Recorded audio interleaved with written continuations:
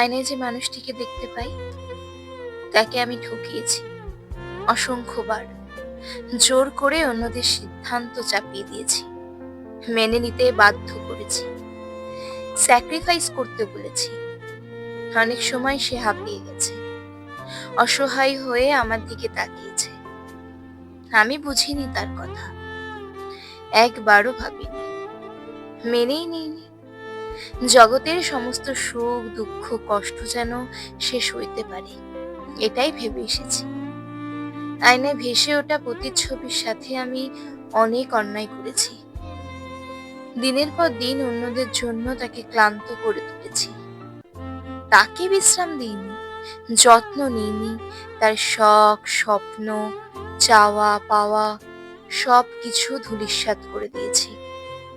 অন্যদের সুখের জন্য তার সুখগুলোকে উড়িয়ে দিয়েছি।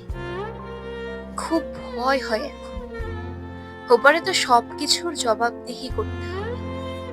সে কি আমাকে ক্ষমা করবে,